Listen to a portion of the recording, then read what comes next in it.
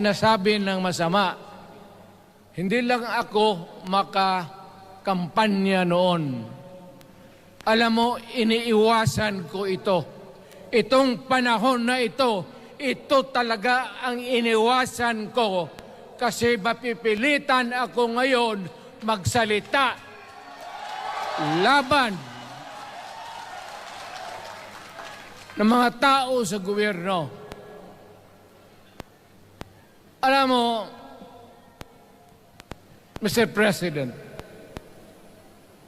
hindi ako maghingi ng tawad. Kagawan mo yan eh.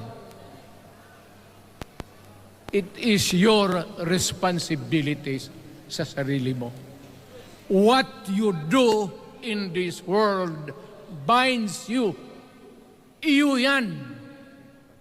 Huwag mong sisihin ang ibang tao kasi sarili mong utak at katawan yan. Nung ako'y mayor, pinakitaan ako ng evidence ng PDEA.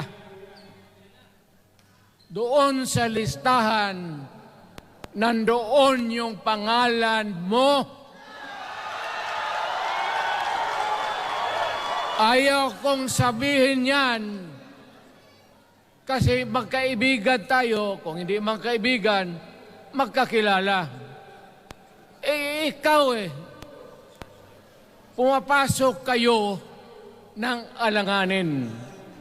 Mr. President, baka susunod ka sa dinaanan ng tatay mo. Diyan ako takot. Ayaw ko mangyari sa iyo yan.